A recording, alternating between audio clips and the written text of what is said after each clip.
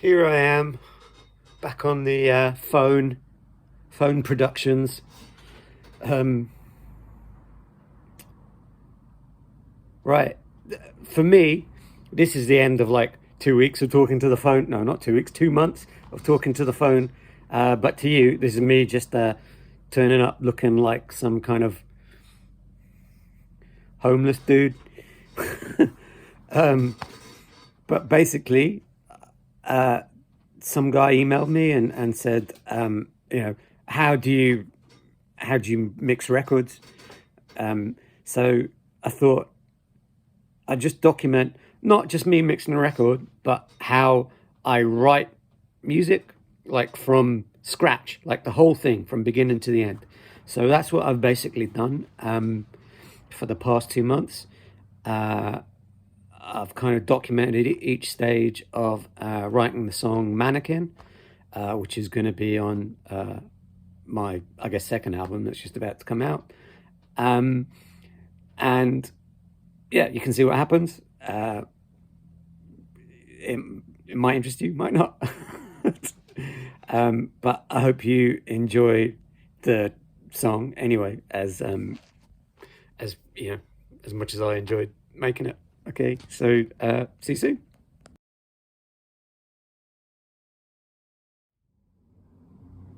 How do you write a song? First of all, you need to know why you're writing the song.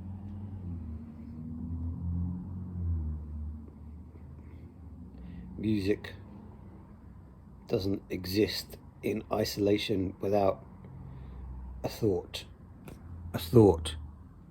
that inspires it. So, what is that thought?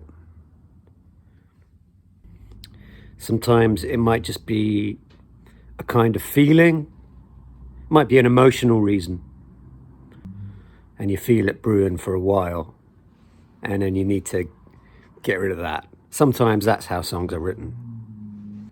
So, the thought behind this particular song I'm going to write, because I haven't written it yet, I'm just going to show you how I write it. Okay, here's what I know. I want it to go on the record that I'm making. It's going to be track number 5. No, track number 4. I've written all the other songs. Okay, but there's a hole. So I know exactly what shape needs to go is the missing piece of the jigsaw. So that makes it much easier to write for me because I know it's got to be at most 7 minutes long. I know that I want it to be a different feel to the other songs that are surrounding it. Okay. I've already got a title. I don't know why. I'm not going to say the title at this point, just so I don't jeopardize it, basically. But nothing's sacred. So if I decide I'm going to change the title at the end as a consequence of starting and developing, then I'll do that. Okay. Nothing's set in stone. But the most important thing at this outset is that I know the thought and the motivation and the outcome that I want from writing this song, whatever it is.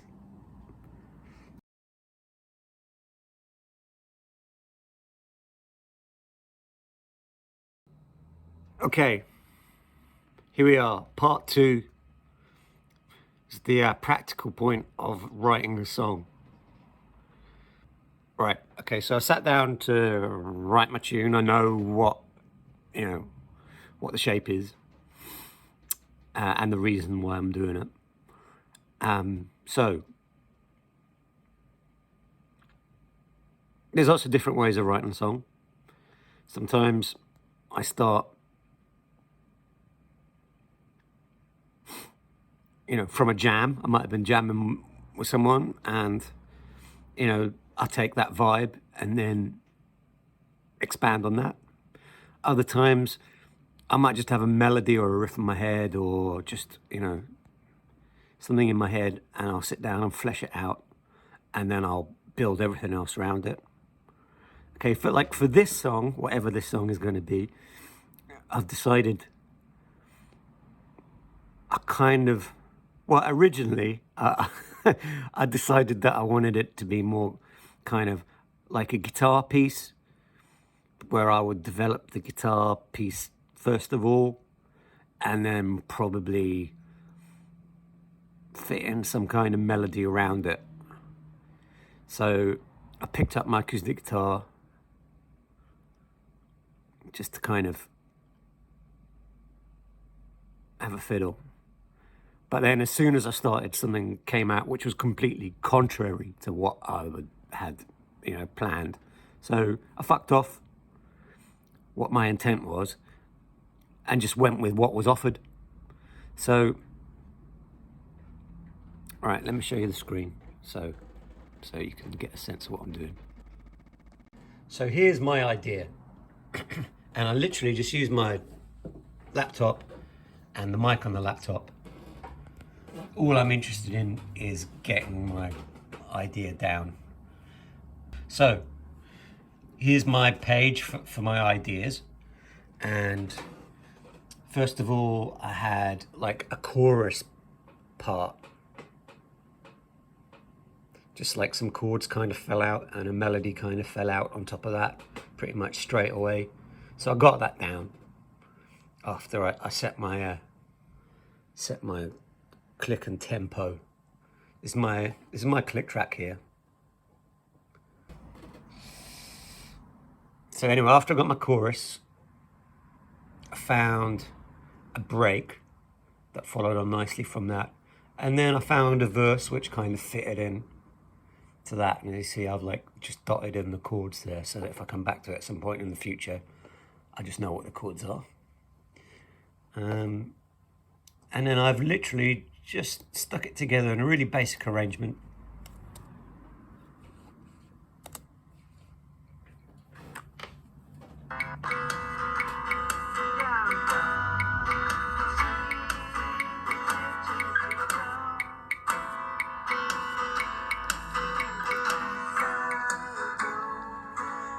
Really, really basic. This is just me singing along, playing the guitar. It's mapped and everything's to a click. And because it's to a click, I can just, as I find parts, I can cut them up and insert them into the arrangement and develop the arrangement in the quickest possible way. And then when it comes to actually recording it, by that point, I should have a template that's at the right tempo with the right changes, and I've got like all my arrangement mapped out. And even if I then record it on the tape machine, I can still lay the click track onto the tape machine. So it's, like any drop-ins or any adjustments or whatever, it will just make it so much simpler. So anyway, so I've got like a basic idea. I've got like 3 parts. Okay, there's going to be probably more parts than this, but this is just like my first session. I sat down, I've got a definite vibe, I've got a definite sense of continuity and an identity, and I'll spend another couple of sessions just maybe messing around, finding some other parts. Some will end up in, some won't, and I'll just have fun with it and pull it about. And that's really the key thing about writing music, is just that you just have fun. Now I've got this main bit, it won't take me very long. So anyway, it's the end of session 1, got my basic structure. I'll develop that over the next couple of days, and then I'll probably write the lyrics, spend a few days writing on lyrics.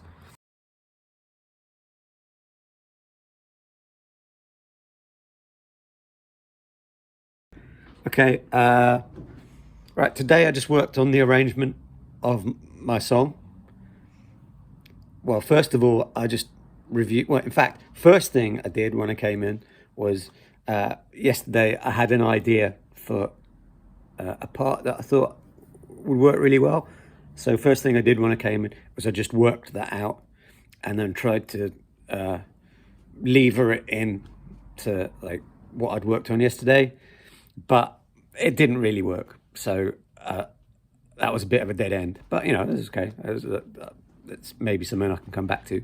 So then I returned back to what I'd done yesterday and had a listen, and you know, it was 70% done. So I found some other parts to go with it. Like I found an intro, and then the intro kind of suggested a different sequence of chords. So I worked that out, plonked that into the arrangement.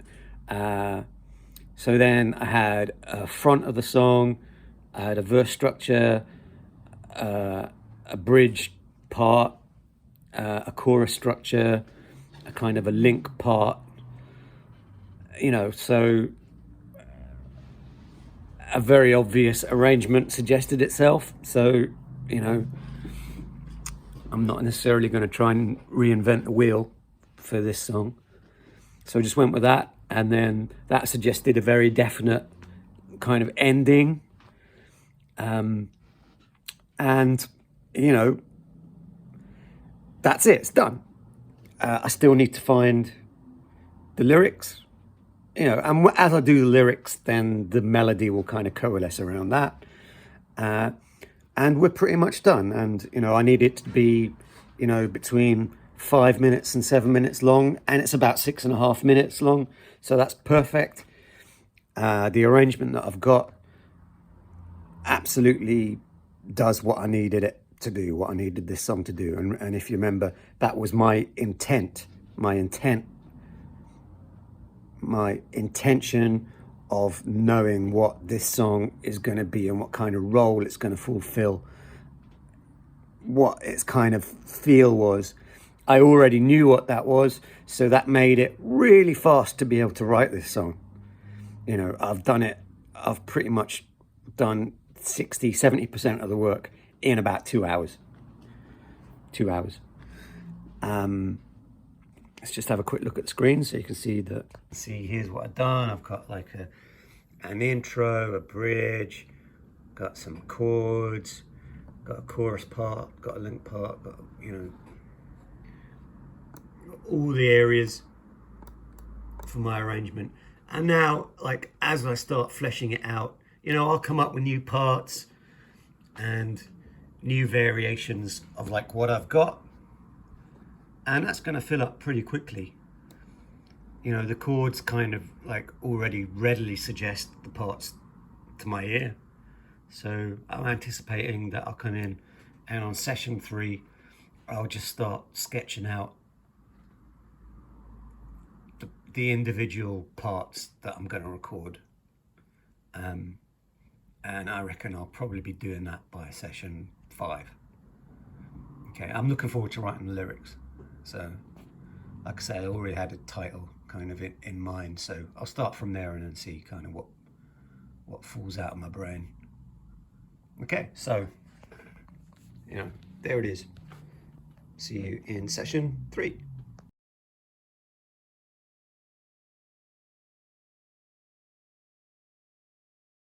Okay, session 3.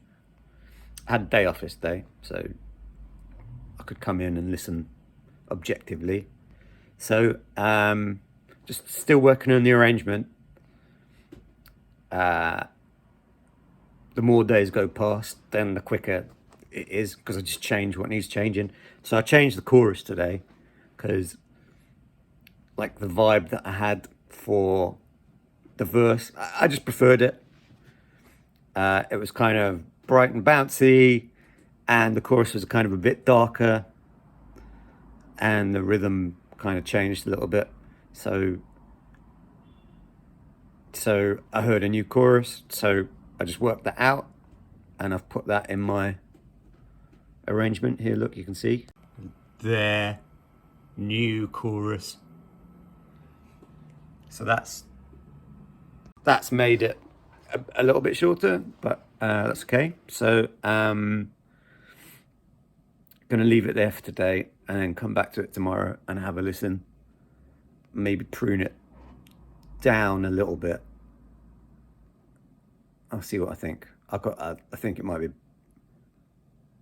a bit long. I could probably chop down some bits and it would work fine.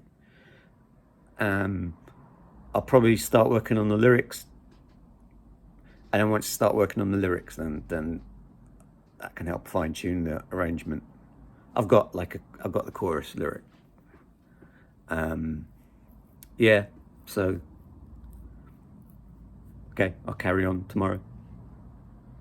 Yeah, don't be scared to just throw the chorus away. You know, whatever.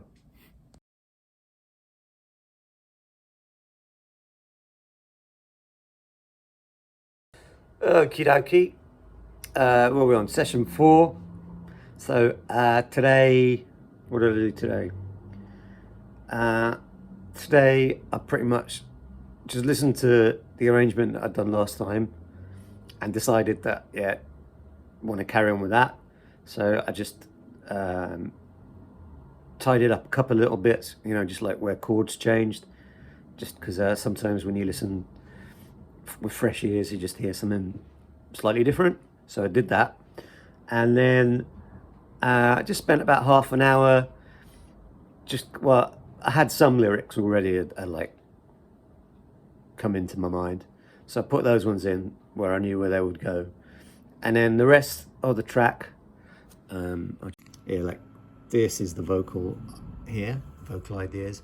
So like I had a couple of bits that I knew were right, and the rest of it I've just literally this is quite often how I go about writing like a melody, is I'll just kind of I'll just jam a vocal along, but just using consonants, you know, kind of but ba ba ba da cha. It's kind of like half words.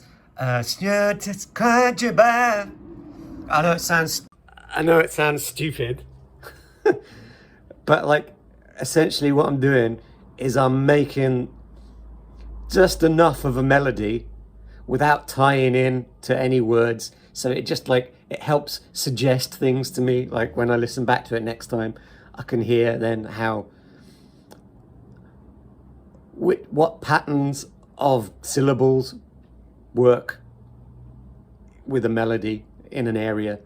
When I come back to it tomorrow, I'll listen to it and it will more or less suggest what the lyrics are to me. And then, you know, like then it's just a matter of filling it in, you know, like colouring by numbers. But yeah, it wasn't hard to find the melody. Just kind of writes itself on this, which is always nice, because some songs you have to spend a lot more time kind of just trying things until you find slowly little bits coalesce of little nuggets that sound good. So you just have to not rush it. Some songs it just plops out, and others take more work, and you know, that's just the way it goes.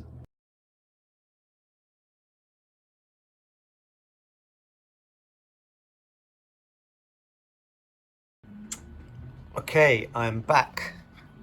So it's about just over a week later, and been busy.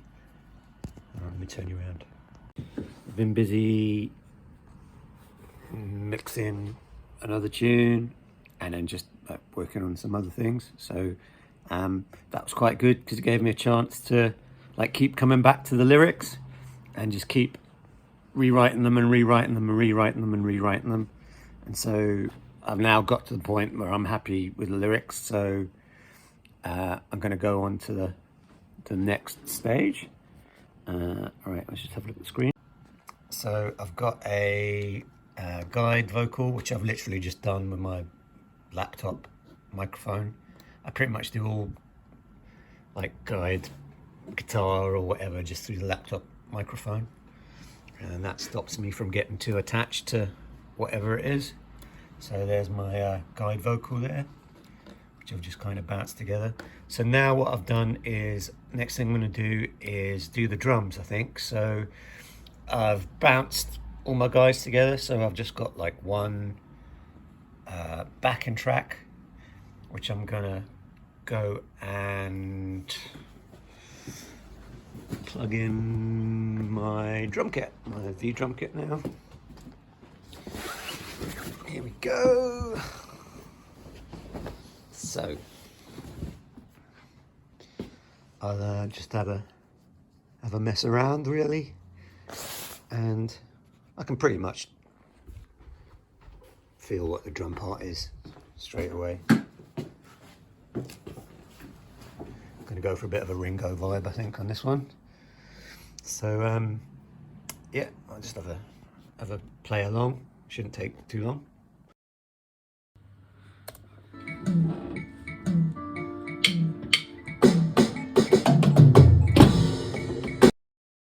Okay, I've done my drums, played my drums, had a bit of an edit. Had a bit of an edit around them. Some bits I liked, some bits I didn't like. So I've bounced all my drums here after playing them. And now I think I'm gonna get a guide bass, I think. So I think just to tie in with the drum kit.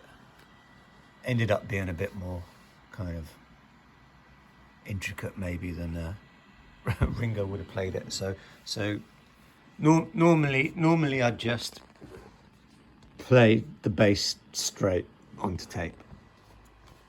But I think this time I'm gonna actually work it out. So instead of doing it on bass, I'm gonna do it on guitar through this octave drop pedal to kind of, you know, just emulate the bass really. It's just quicker through my little practice amp, and I'll just record it on my laptop mic. So just so I know the vibe of the bass, and maybe I'll work on the bass for a couple of days while I'm doing my tax return. So that'll be fun. Anyway, that's the next stage.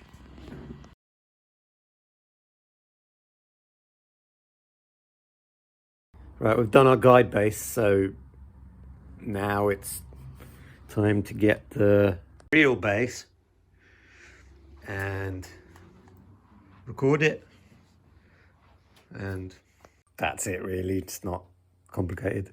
I'll just play what I played on the guide bass. So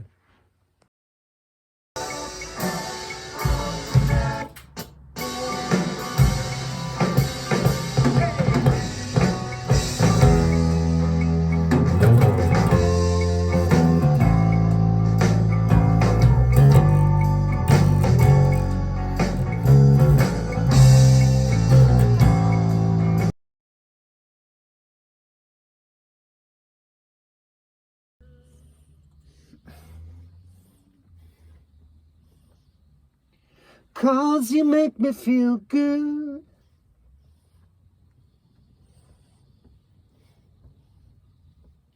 all of the time.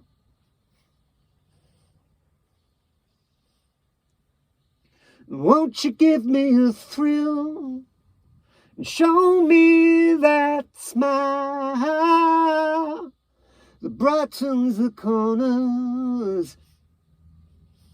Hey!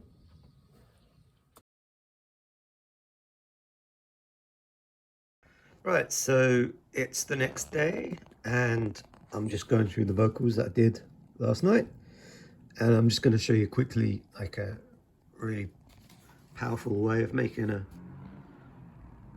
how I comp a vocal together. So it doesn't make any difference whether you do it on the computer or whether you do it on tape, and then whatever happens is I'll bring it into the computer to edit. So here I've got my different takes. 1, 2, 3, 4, 5. There's some extra ones that I've done down here, and they're all on top of each other. And so as I listen back to the takes, then, you know, there might be this part that sounds good in take 2, and, you know, like I'm happy to split up individual words into, you know, into vowel sounds and consonants even, to really focus on like the nuance in the delivery of the vocal. You know, it's the thing that you're going to be paying attention to when you're listening. So it's really worth spending a lot of time making constructing the vocal take that's got the most amount of emotional kind of energy in it, as well as, you know, obviously, you know, sometimes some notes are more in tune than others, for example, you know.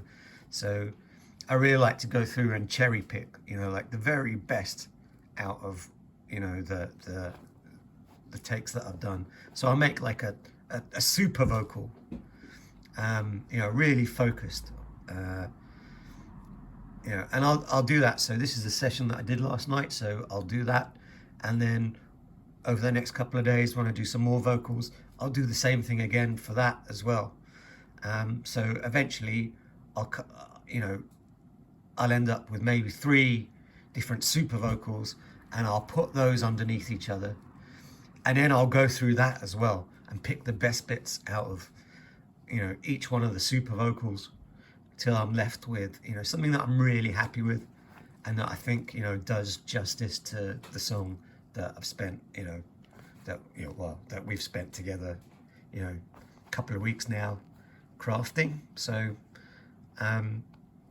yeah, so that's going to be my process anyway.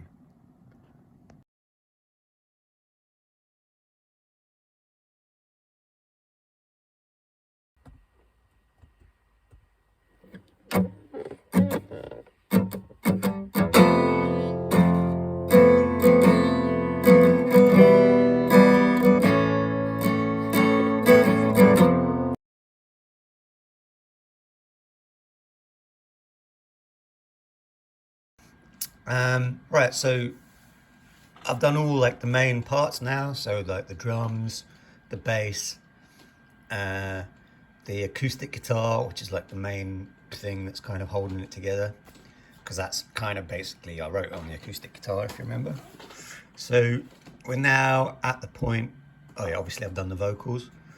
So now we're at the point of kind of just filling in like some extra parts in the recording. So it's quite important not to muddy the water too much. So I'm only going to do, I think, maybe 3 or 4 additional things that I might add in, like that I've kind of heard in my head. I'll also have a little fumble round on the guitar, see if anything kind of falls out, and then I might do a kind of outro solo meander, which is something that I always like to do at the, you know, as a play out. So yeah, gonna get on with that. Okay, here we go. Right, goes. Yeah, where are we playing?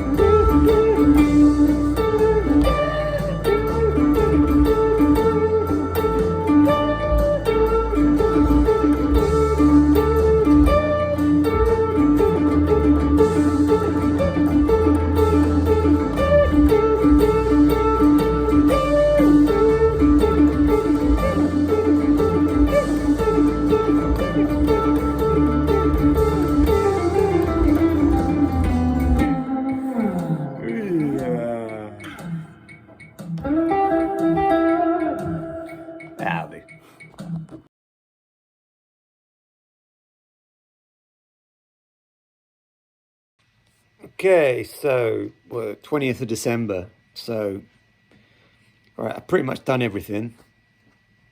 Done the solo, done like some overdubs and whatever. So I've now got to the point where I've pretty much got most things. So I just do like a quick mix, just in my laptop, just so I can listen to it, and then I'll come in tomorrow and just have a cold impression. And I think like there's maybe like one more thing that I need to add in, like just in the chorus, just to pick out like one of the parts. Maybe something in the second verse, something new that kind of meanders in, something. And then that's pretty much it. And then we're going to move into like starting to mix it. And first thing I'll do is I'll probably do some processing on some things, like just EQ a couple of things nicely, so I don't have to do too much, like when I actually mix it. And then, yeah, and then I can start mixing it. So it's the 20th of December today. So, well, I'm not going to work up to Christmas Day. So let's say I'll work up till the 23rd. I probably won't be finished, but I would say by the 23rd, I'll have done like a first mix of it. So maybe after Christmas, I can come in and listen to it and then just make any changes that I need to make. So, yeah, definitely going to be finished by the end of the year. That's just, this record's going to be finished by the end of the year. Because then next year, I want to move on to making amplifier records. Okay, so we'll carry on tomorrow.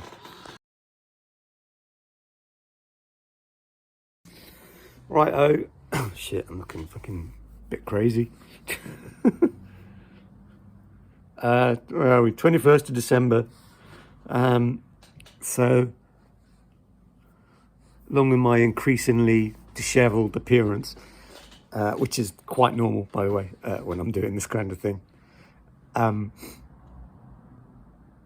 Right, I came in today, had a listen.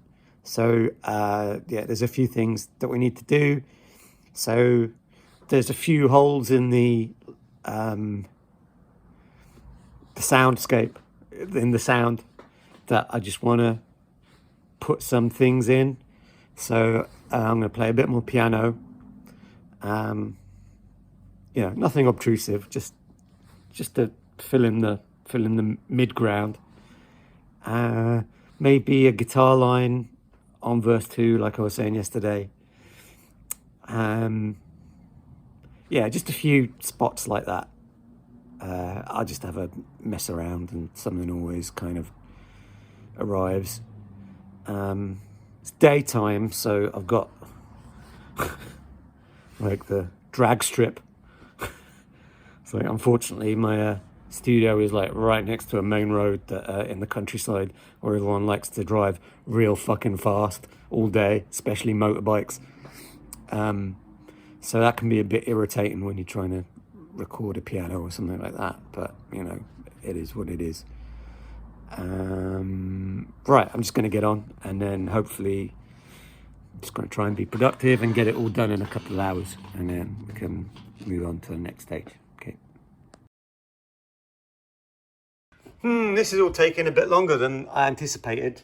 So I had to stop and try and mend some vintage pedals that just don't stop working. So yeah, I've gone down a few different avenues, but I found a couple of cool things. Like I got like this new kind of wah line. Actually, I did it with the envelope filter, and that sounds really cool. That's kind of opened up the chorus in a whole new way. So then I like put like some kind of fake strings behind it, which I played on the guitar. And I've now got like quite a few options on the chorus. So when I finish doing my recording, I'll like just audition them all and see what groups work together. Like, well, there's some like different kind of melodic ideas as well. But, it's good to have an option, and then you go with what works best. yeah, it doesn't, you know, if it doesn't get used, that's cool too. All right, what am I going to do now? Now I'm going to, yeah, I did some guitars like in the middle section yesterday, but I'm not really happy with how they sound. Like now I've come back to listen to it. Where is it? Here, big guitar. So I'm going to re-record that, but like now I know what it should sound like. It will be like much easier to get it to sound good.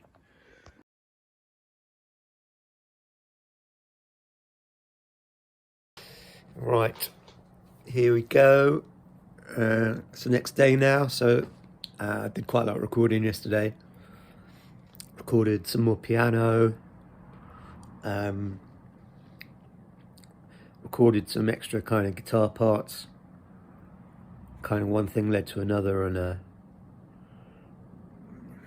ended up with some like doing some crazy metal solo at the end somehow. So I'm just going to spend today, this session, going through everything that I recorded yesterday, seeing what sticks, what doesn't stick, and then maybe like tidying up, you know, the recording. And then after that, I think I'm pretty much done, and I'll be moving into mixing, which is always a favourite part because it means we're getting near the end. So I managed to sprain my wrist today, so that helps. So okay, right, I'm gonna get on there.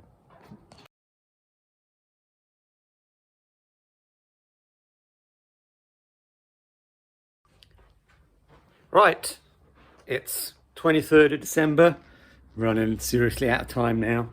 So I've pretty much moved into the kind of getting ready to mix stage, and generally what I do first before I start mixing is I'll try and get it as close to possible that I want it to sound like before I even like start mixing it, so that I have to do as little as possible. So what I do at this point is there's some sounds like I've played the parts, but the sound doesn't quite fit in like with the overall sound stage. So what I'm doing is I'm re-recording it, but like through like various bits of gear, like to kind of get it sounding how I want to use it, and it also frees up that gear so that I can use it in the stereo mix when I do it. So for example, at the moment I'm gonna turn the camera around. At the moment I'm rebouncing the piano because like the piano is, my piano's in here, like, you know, just kind of in here, and like it's an okay room, but it can be, you know, sometimes the sound of it isn't exactly how I want it. So what I'm doing is I'm re-EQing it with the lovely valve EQs that everyone so generously chucked in to buy me as my Christmas present. I'm very, very happy. Thank you very much, everyone. And then like some other bits and pieces like a transient shaper, that's this, and compressor, which is that. And then I'm re-recording it in here. So here it comes.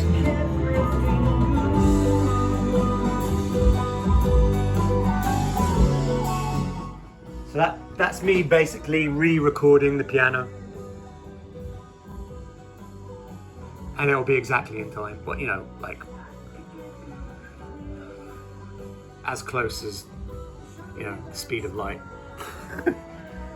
It's funny, when you look at the waveform, there is a tiny discrepancy, like literally of like 2 samples or something like that. So that's literally how long it takes to go around all my outboard gear and then come back and be processed. So there's a tiny bit of latency, but you can nudge the waveform, you know, if it's a lot. Anyway, that's what I'm doing. So what else am I going to do? Probably going to do the wah guitar. I'm probably going to EQ the outro heavy metal solo. And I think that's it. Like maybe these guitars, I might EQ those so they fit in a bit better. Right, so, right, I'll carry on.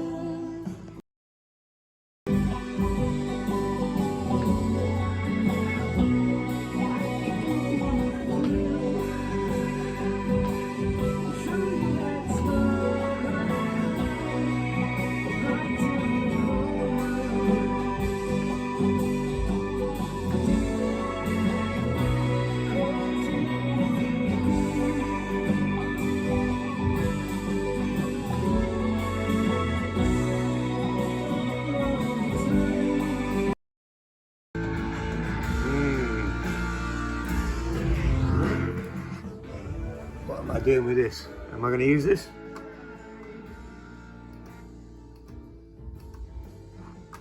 About this one.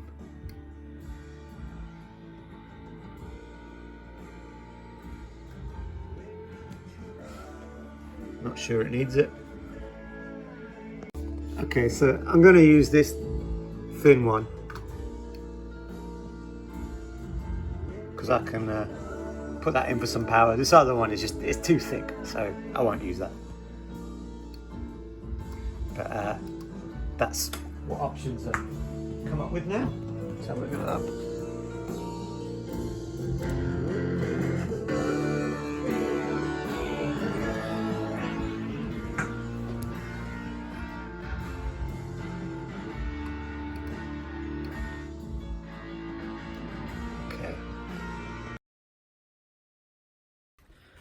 Oh my God. Another 8-hour day. Just this past week has just been, every day has been like 8 or 10 hours working on this tune. I was looking back at some of the film I shot at the beginning. I was like, yeah, it won't take, it will only take, you know, a couple of weeks, be done. Fucking hell. It's like been like 6 weeks or something, it feels like. Right, I'm having a couple of days off now for Christmas, so Merry Christmas. And I think it's ready to mix now, so I've a nice couple of days of rest at home, come back with fresh ears and a fresh perspective, and yeah, 2 weeks it'll be done.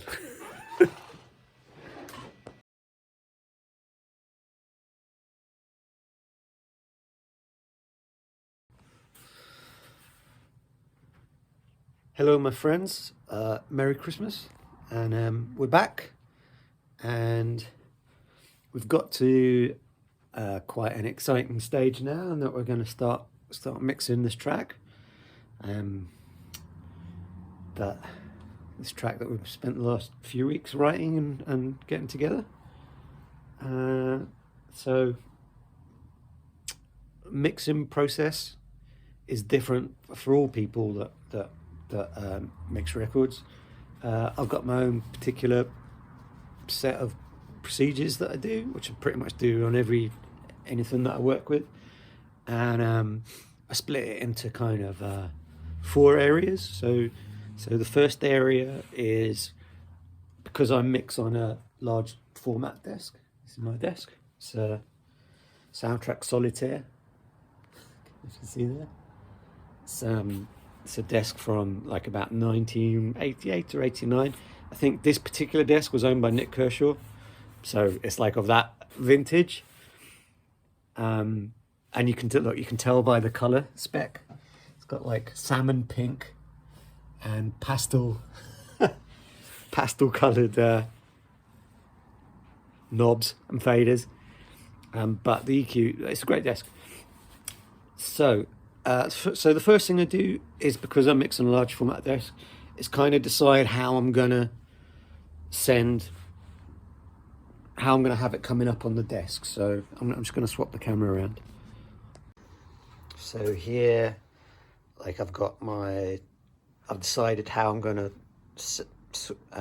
send out the different parts of the arrangement onto the desk. and that's going to be the basis of my template. So that's what I'll do in the first session. This normally takes about 2 or 3 hours to kind of do. Then what I tend to do in the second session, which is what I'm going to be moving into, is then I'll EQ anything. So that I've already done a bit of EQing, if you remember, in the steps before. Let me turn it back. Yeah, I've already done a bit of EQing, so hopefully we don't need to do too much. And like listening to Mannequin, it doesn't need very much EQing at all. The only things I need to do is just make a bit of space for everything. So that's what I'm going to do now. After I've done that, so that'll probably take like 90 minutes, 2 hours. And then after that, I'll like compress anything. I'll do any dynamic processing that needs to be done. So that's probably going to take another 90 minutes, perhaps less.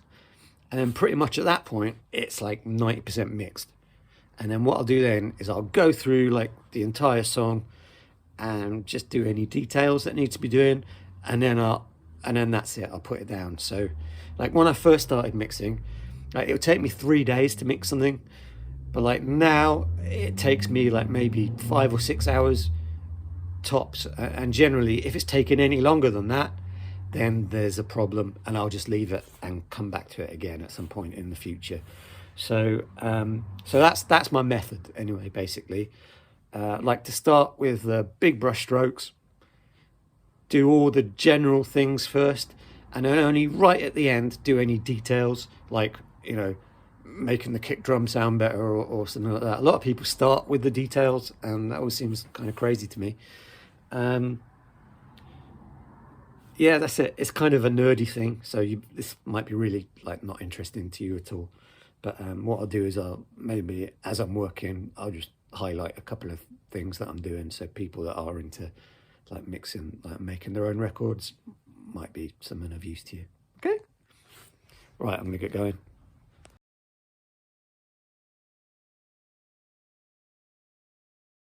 So this is one trick that I use. Never seen anyone else doing it really, so I thought I'd mention it. And that is when I'm mixing my bus groups, I've got 4 graphics here. Most people don't mix with graphics. They're normally used for live, but I tend to use them to EQ things out of the way of each other, so it's easy to see what's dominant and what needs to be like just notched out of the way to let some things be heard over other things and certain frequencies. So here, for example, like we're listening to acoustic guitar, and what I'll do is I'll first of all go through each section, normally in octaves, just so I can understand. Like here is the deep body of the acoustic guitar. Then we've got the next is like the next part of the body. None of these things sound nice in themselves, but if you understand what the different areas are. So here we get the first harmonic. Here's where like the information about the notes is. Then we start getting the overtones. Some of them are horrible, like this one. That one's just not very nice. It's to do with the size of the room that it's recorded in. That one's kind of not so great either. I'm just beginning to learn what the landscape is on this acoustic guitar. In this octave, it's the rhythm. Here's the plectrum, and then right at the top is like what I call the mosquitoes.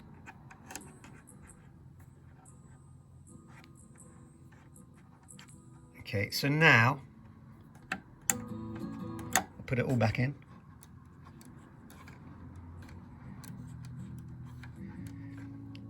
So now when I've gone through all of them, see I've done the drum kit already up here. Now I'm doing the acoustic guitar. Like, I've picked the main things that are in the way of each other to do this treatment to. So what else I'm going to do? I'm going to do the piano and the acoustic guitar.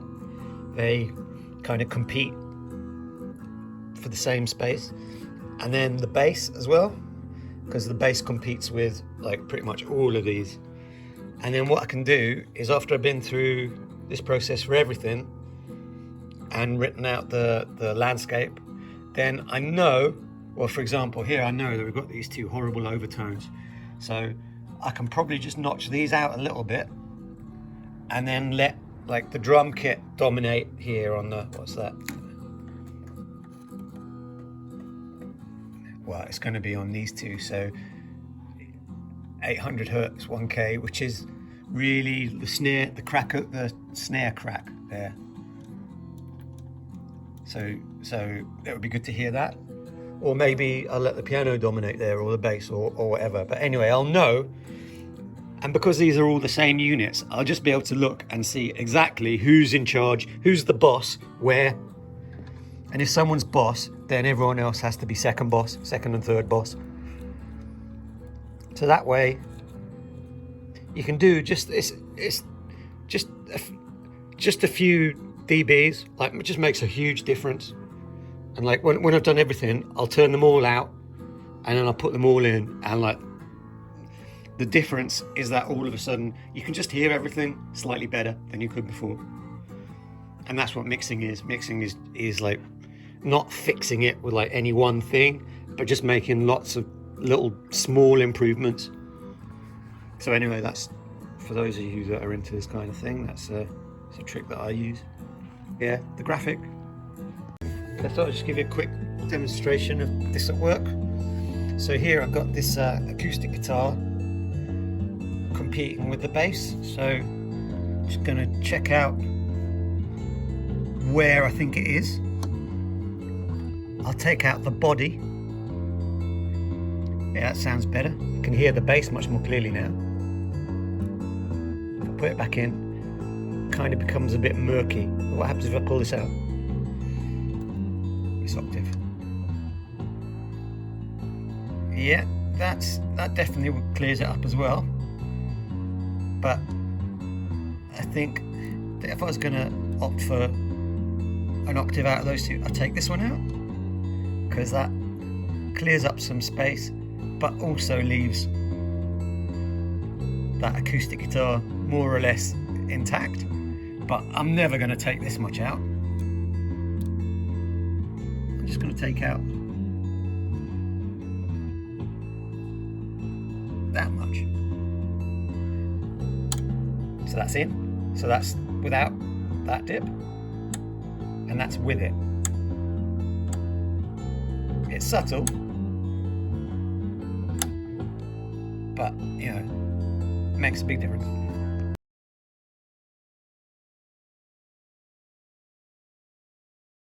Okay, so after I've EQ'd some space, then the next thing I'll do is go through each section and then decide, you know, once again, who's boss and who isn't boss.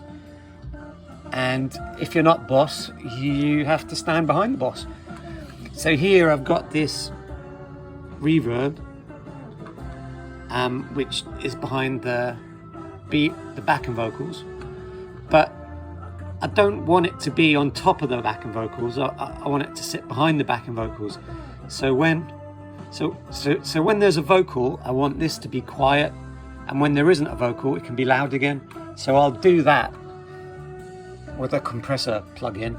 This is one of the good things about the computer, which I'll use it for, is for this kind of basic stuff. And here I've got a ducker, so I'm going to have the side chain of my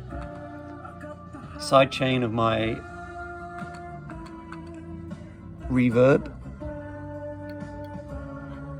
controlled by this backing vocal. So when this backing vocal is playing, the reverb is being made more quiet or quieter. And then I'll set my release time so it fits in with the tempo. So about 30 milliseconds, we're working with this kind of dotted 120 beats per minute tempo. So here you can see that when there's a ba-ba-ba, this is making the reverb quieter, and then when it's not there, then the reverb can be loud again. And even though it's only like momentarily, it makes a huge difference. So I'll go and I'll do that for every single thing that's playing, and let one thing be dominant and everything else has to sit behind it. Takes a while, but it's worthwhile.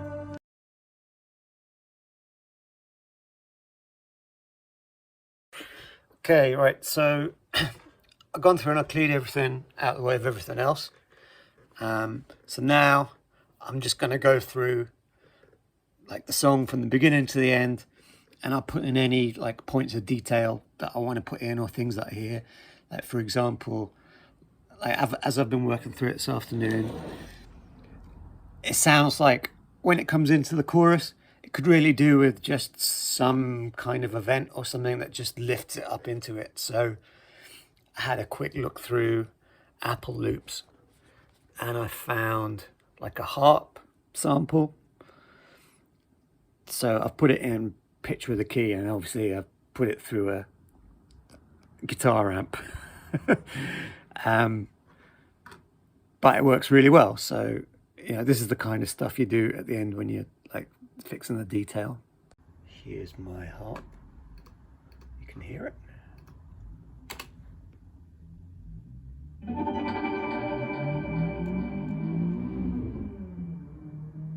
Fucking motorbike. Okay, and then but when you put it in,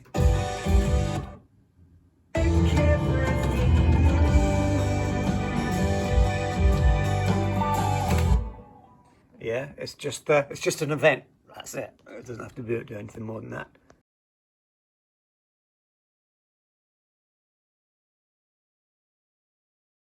Okay, so it's the next day. Is it 28th of December? So I had listened today, made a couple of minor adjustments, and I printed the mix now.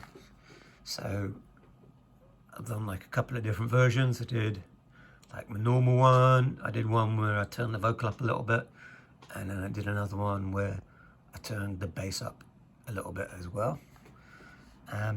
So what I'll do now is I'll put them in line with each other so that I can just kind of go through and pick the bits from the versions that I like. I'll do that and then I'll show you what I mean. So here I am, I've got my different versions here, and I've lined them all up so they're exactly synchronized, and I've cut between. So like here I've used the quieter vocal, and this bit I've used the louder vocal. So it's kind of like a way of almost automating. You know, I can pick out words or whatever. Like the background music is exactly the same, so you can't hear any difference. I ended up not using the louder bass one, but I got it there if I want to, you know, if I want to use it tomorrow, say, when I listen back to it. But I think it's going to be okay.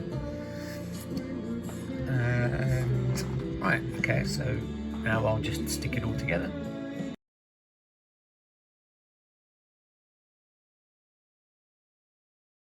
Right, so now the final thing to do is just a tiny little bit of post-production. So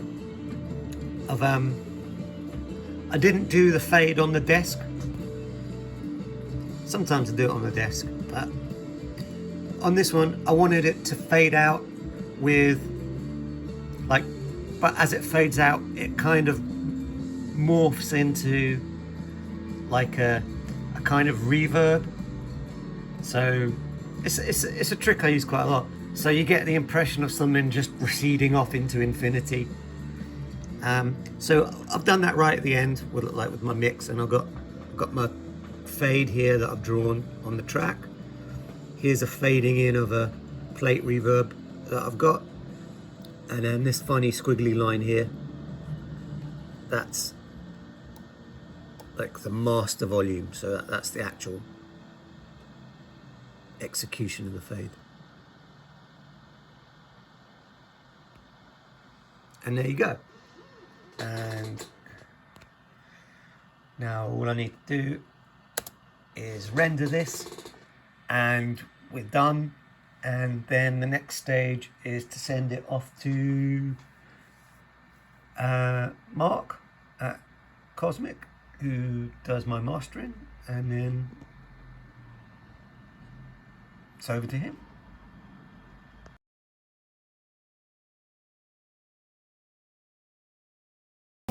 Right, here I am. Look, my moustache is getting curled. Bit have a shave. Right, I'm right at the end now, and I've done my edit, and I've decided that the track's finished.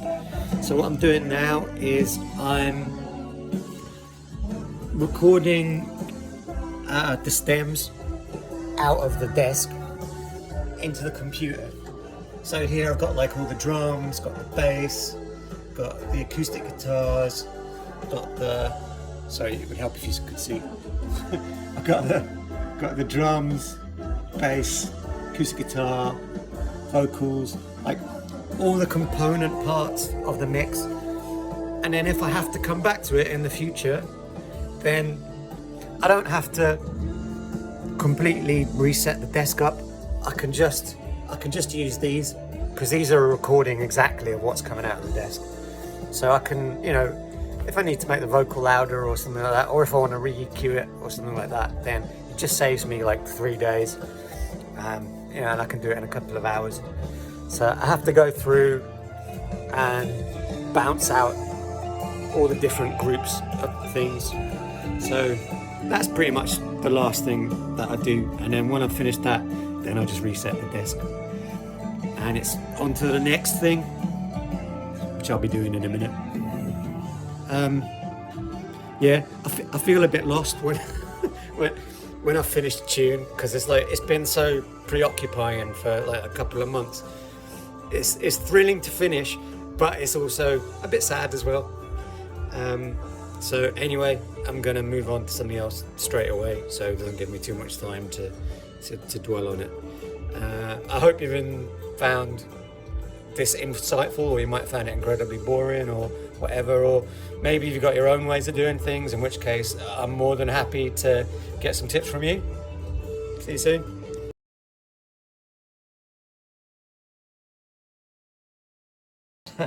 Just by a little postscript, I thought I'd just have a look and see how long it took to do this tune. So here's when we started, all the way back on the 10th of November. I hadn't committed to calling it Mannequin. I knew I wanted to call it, like I had the title already, but I wasn't sure. Sometimes it doesn't. Sometimes it just doesn't work out that way. So you just use it as a springboard. So I just called it Sixes at the beginning, because it kind of had that kind of dotted feeling. So started on the 10th of November, then we pretty much did a week on it, up to the 17th, and I can see I had a week off. And I think I was mixing something else. Did like about another week on it, so that's 2 weeks. And then had another week off, and then, yeah, pretty much just looks like all of December.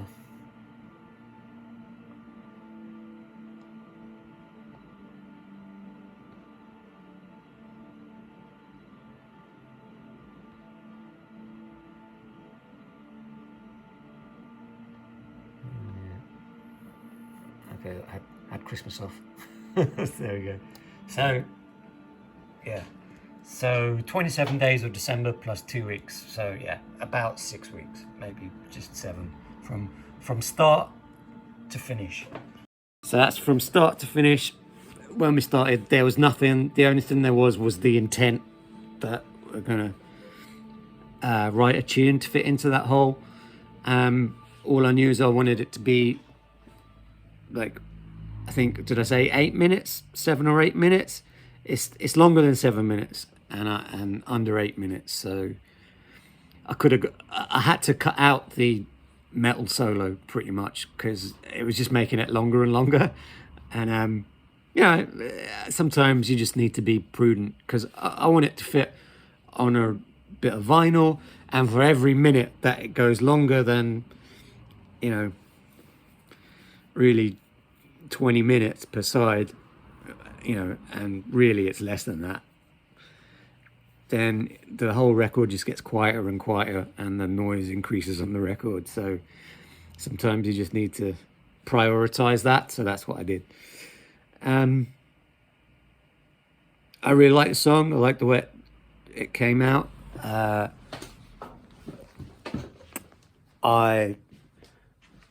kind of thought it had a wistful and nostalgic vibe. Like that's what the kind of chords made me feel. So I tried to bring that out in the lyrics. The lyrics took quite a bit longer than I thought. So it took me a while to keep rewriting them and just try and keep that nostalgic autumnal kind of feel in mind. What other interesting points were there about it? I think the auto wah part, that was quite an important part to find, because I feel that kind of brought a new kind of dimension into the tune, like a kind of unexpected one. And also like right at the end, like just that little harp thing that opens the you know, it kind of like opens the door into the chorus.